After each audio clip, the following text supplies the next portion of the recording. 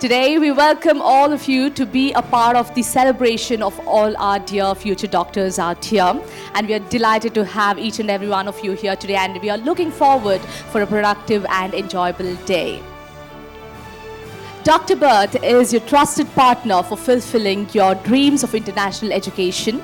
As a leading name in the field of overseas education, led by the directors and founders, Mr. Syed Faisal, Mr. Subramanya, and Mr. Riaz, we specialize in guiding students towards their academic aspirations in prestigious institutions worldwide. At Dr. Bert, we understand that pursuing higher education abroad is a life-changing decision. And having an experience of about 10 years in the industry, we have been helping students make this transition seamless. With a commitment to excellence, a global network of partner universities, and a team of experienced professionals, Dr. Bert has become a preferred choice for students seeking international educational opportunities.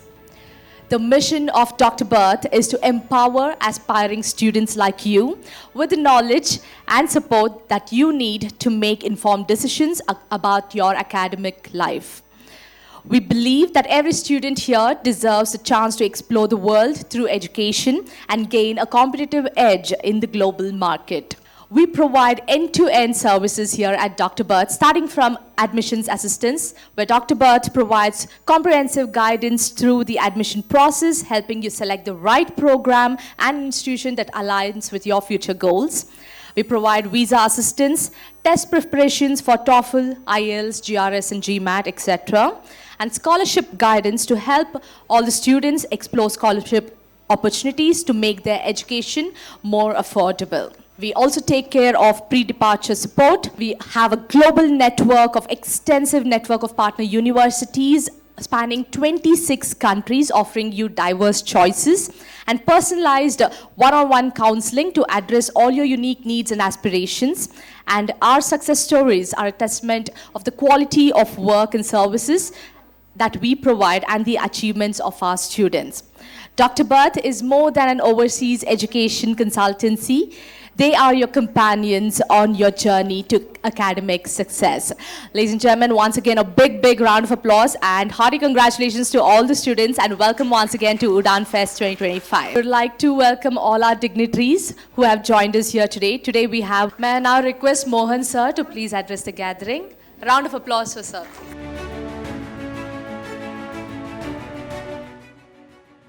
Doctor ಬರ್ತಿನ ಆಶ್ರಯದಲ್ಲಿ ನಡೀತಾ ಇರುವಂಥ ನಾನು ಪ್ರಾರಂಭದಲ್ಲಿ ಈ ಒಂದು ಸಂಸ್ಥೆಗೆ ನಾನು ಮತ್ತು ರಾಮಲಿಂಗ ರೆಡ್ಡಿಯವರು ಈ ಸಂಸ್ಥೆನ ಪ್ರಾರಂಭ ಮಾಡಿಕೊಟ್ಟಿದ್ದೆ ನಾವು ಕೋರಮಂಗಲದಲ್ಲಿ.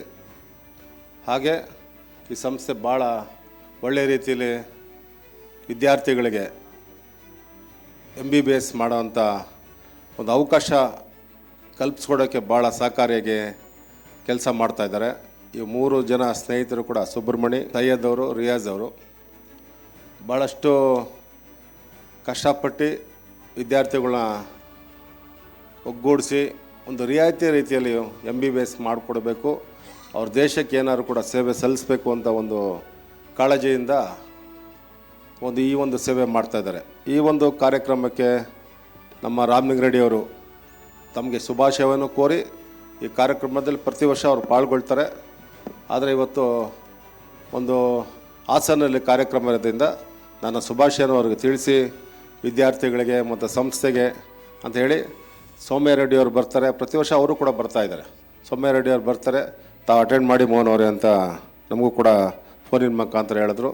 ಹಾಗೆ ನಮ್ಮ ವೇದಿಕೆ ಮೇಲಿರುವಂಥ ಎಲ್ಲ ಗೌರವಾನ್ವಿತ ಅತಿಥಿಗಳು ಪ್ರಮುಖರಿಗೆಲ್ಲ ವಂದಿಸಿ, ಇವತ್ತು ನಮ್ಮ ದೇಶ ಇರ್ಬೋದು, ಬೇರೆ ಬೇರೆ ರಾಜ್ಯಗಳಿರ್ಬೋದು, ಒಂದು MBBS ಮಾಡೋದಕ್ಕೆ ಎಷ್ಟು ಕಷ್ಟ ಇದೆ. ನಾವು ನೆನೆಸ್ಕೊಂಡಂಗೆ ನಾವು LKG UKG ಫಸ್ಟ್ ಸ್ಟ್ಯಾಂಡರ್ಡಿಂದ ಹಿಡಿದು ನಾವು ಓದ್ತಾ ನಾವು ಡಾಕ್ಟರ್ ಆಗಬೇಕಾದ್ರೆ ಅಷ್ಟು ಸುಲಭದ ಮಾತಲ್ಲ. ಒಂದು ಇಂಜಿನಿಯರ್ ಆಗಬೇಕಾದ್ರೆ ಸುಲಭದ ಮಾತು. ಇವತ್ತು ಇಂಜಿನಿಯರ್ಗಳು ಸಾಕಷ್ಟು 50% ಇಂಜಿನಿಯರ್ಗಳು ಆಗಬೇಕು ಅಂತ ಆಸೆ ಪಟ್ಟರೆ ಇಂಜಿನಿಯರ್ ಆಗ್ತಾರೆ. ಆದರೆ ಡಾಕ್ಟರ್ ಆಗೋದು ಭಾರತದಲ್ಲಿ ಭಾಳಷ್ಟು ಕಷ್ಟ ಇದೆ. ಅದಕ್ಕೋಸ್ಕರ ಈ ರೀತಿಯಾದಂಥ ಸಂಸ್ಥೆಗಳು, ಯಾಕಂದರೆ ಇವತ್ತು ನಮ್ಮ ಬ್ಯಾಂಗ್ಳೂರಿನಲ್ಲೇ ನಮಗೆ ಗೊತ್ತಿರೋಂಗೆ ಒಂದು ರಾಮಯ್ಯ ಕಾಲೇಜ್ ಇರ್ಬೋದು, ಒಂದು ಕಿಮ್ಸ್ ಇರ್ಬೋದು, ಕೆಂಪೇಗೌಡ ಮೆಡಿಕಲ್ ಕಾಲೇಜ್ ಇರ್ಬೋದು, ಮತ್ತು ಬೇರೆ ಬೇರೆ ಪ್ರಮುಖವಾದ ಜಯರಾಮ್ ಕಾಲೇಜ್ ಇರ್ಬೋದು, ಮತ್ತು ಹೆಸರುಘಟ್ಟ ಇರ್ಬೋದು, ವೈದೇಹಿ ಎಲ್ಲವೂ ಕೂಡ ಭಾಳಷ್ಟು 1.25 ಕೋಟಿ, 2 ಕೋಟಿ, 1.5 ಕೋಟಿ ಈ ಥರ ಆದಂಥ ಒಂದು ಏನು ಫುಲ್ ಪ್ಯಾಕೇಜು ಅಷ್ಟಿದೆ. ಅದರಿಂದ ಕೆಳಮಟ್ಟದ ಜನ, ಮಧ್ಯಮ ವರ್ಗದ ಜನಗಳಿಗೆ ಈ ಒಂದು MBBS ಮಾಡಬೇಕಾದ್ರೆ ತಂದೆ ತಾಯಿಗಳಿಗೆ ಭಾಳಷ್ಟು ಕಷ್ಟದ ಕೆಲಸ. ಇವತ್ತು ಇಂಜಿನಿಯರ್ಗಳು ಮಾಡಿಸ್ಬೇಕಾದ್ರೆ ಕಡೆ ಒಂದು ಪ್ಯಾಕೇಜ್ ಅವ್ರಿಗೆ 4 ವರ್ಷ ಇದು ಮಾಡಬೇಕಾದ್ರೆ 4 ವರ್ಷಕ್ಕೆ ಒಂದು 30 ಲಕ್ಷ 40 ಲಕ್ಷ ರೂಪಾಯಿ ಖರ್ಚಾಗುತ್ತೆ. ಇವತ್ತು MBBS ಮಾಡಬೇಕಾದ್ರೆ ಬ್ಯಾಂಗ್ಳೂರಿನಲ್ಲಿ ಆಗಿರ್ಬೋದು, ಯಾವುದೇ ನಮ್ಮ ರಾಜ್ಯದಲ್ಲಿ ಆಗಿದ್ರೆ ಕಡಿಮೆ ಅಂದರೂ ಕೂಡ 2 ಕೋಟಿ ರೂಪಾಯಿ ಅದು ಪ್ಯಾಕೇಜ್ ಆಗುತ್ತೆ. 2 ಕೋಟಿ ರೂಪಾಯಿ ಬೇಕು. ಇಲ್ಲ ನೀವು ಮ್ಯಾನೇಜ್ಮೆಂಟಲ್ಲಿ ಹೋಗ್ತೀನಿ ಅಂತ ಮೆರಿಟಲ್ಲಿ ಎಲ್ರಿಗೂ ಸಿಗೋಂಥ ಇದಿರಲ್ಲ. ಯಾವುದೋ ಒಂದು ಜಿಲ್ಲೆಯಲ್ಲಿ ಸಿಗುತ್ತೆ, ಒಂದು ಕಲಬುರಗಿ ಸಿಗ್ಬೋದು, ಒಂದು ಬೆಳಗಾಮಲ್ಲಿ ಸಿಗ್ಬೋದು, ಒಂದು ದಾವಣಗೆರೆ ಸಿಗ್ಬೋದು. ಕೆಲವ್ರಿಗೆ ಪೇರೆಂಟ್ಸ್ಗಳಿಗೆ ನಮ್ಮ ಮಕ್ಳು ಇಲ್ಲೇ ಇರಬೇಕು ಅಲ್ಲೋಗಿ. ಆದರೆ ತಾವೆಲ್ಲ ಮನಸ್ಸು ಮಾಡಿ ತಂದೆ ತಾಯಿಗಳಿಗೆ ಮನವೊಲಿಸಿ ಇವತ್ತು ತಾವು ಡಾಕ್ಟರ್ ಬರ್ತ್ ಸಂಸ್ಥೆಯಿಂದ ತಾವು ಕಜಕಿಸ್ತಾನ್ ಇರ್ಬೋದು, ರಷ್ಯಾ ಇರ್ಬೋದು, ಜಾರ್ಜಿಯಾ ಇರ್ಬೋದು, ಬೇರೆ ಬೇರೆ ದೇಶಗಳಲ್ಲಿ ವಿದ್ಯಾಭ್ಯಾಸ ಮಾಡೋಕ್ಕೆ, ಮತ್ತು ಉಕ್ರೇನಲ್ಲಿ ಭಾಳ ವರ್ಷ ಹೋಗ್ತಾಯಿದ್ರು. ಉಕ್ರೇನಲ್ಲಿ ವಾರ್ ನಡೀತಾ ಇರೋದ್ರಿಂದ ಅಲ್ಲಿ ಸಾಕಷ್ಟು ಸ್ಥಗಿತ ಆಗಿದೆ. ಯಾಕಂದರೆ ಅಲ್ಲಿ ಭಾಳಷ್ಟು ಚೆನ್ನಾಗಿತ್ತು. ಅಲ್ಲೂ ಕೂಡ ತಾವು ಮೊದಲನೇ ಒಂದು 3 ವರ್ಷದಿಂದ ನಾವೆಲ್ಲ ಸ್ಪೀಚ್ ಮಾಡುವಾಗ ಉಕ್ರೇನ್ಗೂ ಕೂಡ ಭಾಳ ವಿದ್ಯಾರ್ಥಿಗಳು ಹೋಗ್ತಾಯಿದ್ರು ಅಲ್ಲೂ ಕೂಡ. ಆದರೆ ಒಳ್ಳೆಯದಾಗಲಿ ತಮಗೆಲ್ಲ. ಯಾಕಂದರೆ ಇವತ್ತು ಡಾಕ್ಟ್ರಾಗಿ ತಾವು ಹೊರದೇಶದಿಂದ ಡಾಕ್ಟ್ರಾಗಿ ಬಂದರೂ ಕೂಡ ನಮ್ಮ ದೇಶದಲ್ಲಿ ಅದಕ್ಕೆ ಕ್ವಾಲಿಫೈ ಆಗಿ ನಮ್ಮ ದೇಶದ ಸೇವೆ ಮಾಡುವಂಥ ಪ್ರವೃತ್ತಿ ತಮಗೆಲ್ಲ ಇರಲಿ ಅಂತ ಹೇಳಿ. ಯಾಕಂದರೆ ಎಷ್ಟೋ ಜನ ಇಲ್ಲಿ ಡಾಕ್ಟ್ರಾಗಿ ನಾವು ಫಾರಿನಲ್ಲಿ ಹೋಗಿ ಅಲ್ಲಿ ಸರ್ವಿಸ್ ಮಾಡ್ತಾರೆ. ನಾವು ಅಮೇರಿಕಾಗೆ ಹೋಗಬೇಕು, ಆಸ್ಟ್ರೇಲಿಯಾಗೆ ಹೋಗಬೇಕು, ಲಂಡನ್ಗೆ ಹೋಗಬೇಕು, ಬೇರೆ ಬೇರೆ ಪ್ರಮುಖವಾದಂಥ ದೇಶಗಳಿಗೆ ಮತ್ತು ಗಲ್ಫ್ ಕಂಟ್ರಿಗಳಿಗೆ ಹೋಗಬೇಕು. ಎಲ್ಲ ಒಂದು ಇರುತ್ತೆ. ನಾವು ಯಾಕಂದರೆ ನಾವು ದುಡ್ದು 2 ಕೋಟಿ ರೂಪಾಯಿ ಖರ್ಚು ಮಾಡಿದ್ದೀವಿ, 3 ಕೋಟಿ ಖರ್ಚು ಮಾಡಿದ್ದೀವಿ. ನಾವು ಅಲ್ಲಿಂದ ಅರ್ನಿಂಗ್ ಮಾಡಬೇಕು. ನಮ್ಮ ತಂದೆ ತಾಯಿಗಳು ಸಾಲ ಮಾಡಿದ್ದಾರೆ. ಆ ಸಾಲನ ತೀರ್ಸೋದಕ್ಕಾದ್ರೆ ನಾವು ಹೊರಗಡೆ ಹೋಗಬೇಕು. ನಮ್ಮ ಇಂಡಿಯನ್ಸ್ ಸ್ಯಾಲ್ರಿ ನಮಗೆ ಸಾಲದಿಲ್ಲ ಅಂತ ಹೇಳ್ಬಿಟ್ಟು ಹೊರಗಡೆ ಹೋಗ್ತಾರೆ. ಆದರೆ ಇಲ್ಲಿನ ಸಂಸ್ಥೆಗಳು ಅಲ್ಲಿ ಕಡಿಮೆ ಇರುವಂಥ ಒಂದು ಸಂಸ್ಥೆಗಳಿಗೆ, ಆ ದೇಶಗಳಿಗೆ ಆಯ್ಕೆ ಮಾಡಿ ನಿಮಗೆಲ್ಲವನ್ನೂ ಕೂಡ ಅಡ್ಮಿಷನ್ ಮಾಡಿ, ರೆಸಿಡೆನ್ಸಿ, ಪ್ರತಿಯೊಂದು ಊಟ, ಪ್ರತಿಯೊಂದು ಎಲ್ಲ ಒಂದು ತಿಂಗಳ ಕಾಲ ಅಲ್ಲೇ ಇದ್ದು ನಿಮಗೆಲ್ಲವನ್ನು ನೋಡಿಕೊಂಡು ಎಲ್ಲವೂ ಸೆಟೆಟ್ ಆಗಿದೆ ಅಂದರೆ ಆ 3 ಜನರು ಕೂಡ ಅಲ್ಲಿಂದ ಬರ್ತಾರೆ. ಅದು ವರ್ಷ ನಾನು ಕೇಳ್ತಾ ಇರ್ತೀನಿ. ಸುಬ್ರಹ್ಮಣ್ಯಗೆ ಅವರಿಗೆಲ್ಲ ಕೇಳ್ತಾ ಇರ್ತೀನಿ, ಏನಪ್ಪ ಎಲ್ಲ ಸ್ಟೂಡೆಂಟ್ಸ್ಗೆಲ್ಲ ಸೆಟೆಟ್ ಆಯಿತಾ, ಏನಾರು ಸಮಸ್ಯೆ ಆಯಿತಾ ಅಂತ ನಾನು ಕೇಳ್ತಾ ಇರ್ತೀನಿ ಅವ್ರಿಗೆ. ಇಲ್ಲಿಂದ ಕಳಿಸ್ಮೇಲೆ ಕೂಡ ಒಂದು 2-3 ಸಲ ವಿಚಾರಿಸ್ತಾ ಇರ್ತೀನಿ ಏನಾಗಿದೆ ಅಂತ. ಹಾಗೆ ನಮ್ಮಲ್ಲಿ ನಾನು ಇಷ್ಟೇನಕ್ಕೆ ಹೇಳ್ತಾ ಇದ್ದೀನಿ ಅಂದರೆ, ನಮ್ಮ ಕಾನ್ಸ್ಟಿಟ್ಯೂನ್ಸಿ ಇದು ಕೋರಮಂಗಲ ಕ್ಲಬ್ಬು ಕಾನ್ಸ್ಟಿಟ್ಯೂನ್ಸಿ ಬಂದು BTM ಕಾನ್ಸ್ಟಿಟ್ಯೂನ್ಸಿ. ನಮ್ಮ ಸೋಮಿರೆಡ್ಡಿ ಇವಾಗ ಸ್ಪೀಚ್ ಮಾಡಿ ಹೋಗಿರೋರು ಜಯನಗರದಲ್ಲಿ 5 ವರ್ಷ ಶಾಸಕರಾಗಿದ್ದರು. ಇವತ್ತು ಮಹಿಳಾ ಅಧ್ಯಕ್ಷರಾಗಿದ್ದಾರೆ ರಾಜ್ಯದಲ್ಲಿ. ರಾಮಲಿಂಗ ರೆಡ್ಡಿ ಅವರು ಬರಬೇಕಾಯ್ತು. ರಾಮಲಿಂಗಡಿ ಕ್ಷೇತ್ರ. ರಾಮಲಿಂಗ ರೆಡ್ಡಿ ಅವರು 8 ಬಾರಿ ಶಾಸಕರಾಗಿ ಈ ಕ್ಷೇತ್ರದಲ್ಲಿ ಗೆದ್ದು ಶಿಕ್ಷಣಕ್ಕೆ ಸಾಕಷ್ಟು ಒತ್ತು ಕೊಟ್ಟಿರೋಂಥವ್ರು.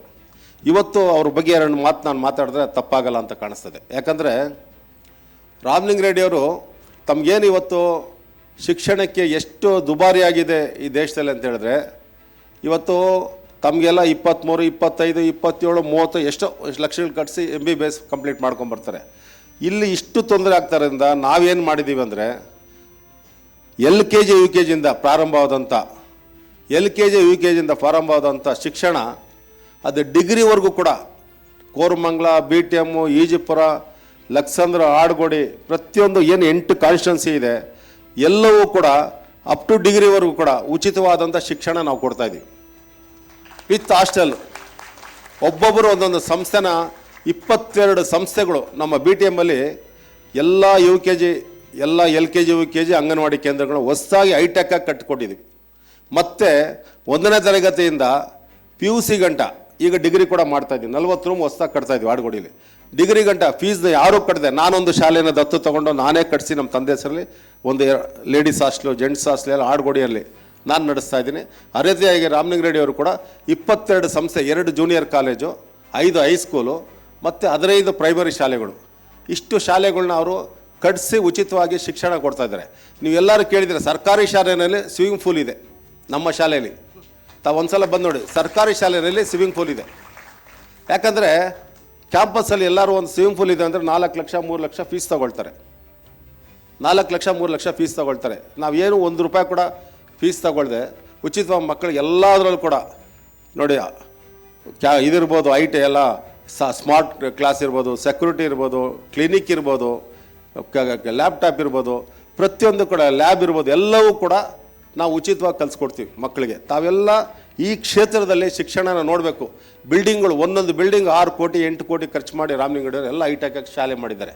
ಇದನ್ನು ಯಾಕಂದರೆ ಒಂದು ಶಾಲೆ ದೆಹಲಿಯಲ್ಲಿ ಕ್ರೇಜಿವಾಲ್ ಅವರು ಸ್ವಿಮ್ಮಿಂಗ್ ಪೂಲು ಮತ್ತು ಸರ್ಕಾರಿ ಶಾಲೆಗೆ ಮುಂದಿನ ವರ್ಷ ಅಡ್ಮಿಷನ್ಗೆ, ಈ ವರ್ಷನೇ ಅಡ್ಮಿಷನ್ಗೆ ಬುಕ್ಕಿಂಗ್ ಮಾಡ್ಕೋಬೇಕು ಅಂತ ಒಂದು ಕ್ಲಿಪ್ ಬಂದಿತ್ತು.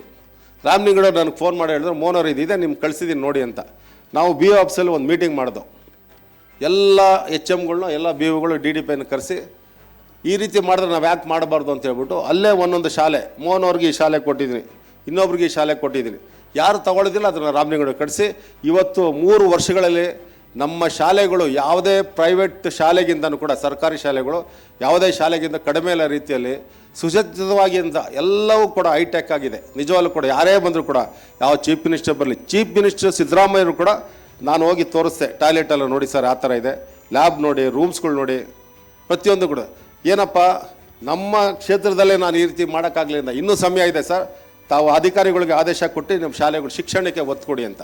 ನಾನು ಅದಕ್ಕೋಸ್ಕರ ಹೇಳ್ತಾ ಇದ್ದೀನಿ, ರಾಮಲಿಂಗೇಗೌಡರು ಶಿಕ್ಷಣಕ್ಕೆ ಅಷ್ಟು ಒಂದು ಕಾಳಜಿ ವಹಿಸಿ ಅವ್ರ ಮನೆಗೆ ಸಮಯ ಕೊಡ್ತಾರೆ ಅಲ್ವೋ, ಶಿಕ್ಷಣದ ಬಗ್ಗೆ, ಕಟ್ಟಡಗಳ ಬಗ್ಗೆ, ಶಾಲೆಗಳ ಬಗ್ಗೆ ಅಷ್ಟೊಂದು ಒಲವು ಕೊಟ್ಟು ಮಾಡಿಸಿರೋಂಥದ್ದು. ಅದಕ್ಕೋಸ್ಕರ ತಾವು ಕೂಡ ಕಂಪ್ಲೀಟ್ ಆದಮೇಲೆ ತಾವು ಮತ್ತೆ ಹೊರದೇಶಕ್ಕೆ ಹೋಗಿ ಸೇವೆ ಮಾಡಬೇಕು, ಮತ್ತು ನಾನು ಇದಾಗಬೇಕು ಅಂತ ದಯವಿಟ್ಟು ಆ ಮನೋಭಾವ ಇಟ್ಕೊಂಬೇಡಿ. ನಿಮಗೆ ಭಾಳ ಪ್ರೀತಿಯಿಂದ ಕಷ್ಟದಿಂದ ತಂದೆ ತಾಯಿಗಳು ನಿಮಗೆ ಕಳಿಸ್ಕೊಡ್ತಾ ಇರ್ತಾರೆ.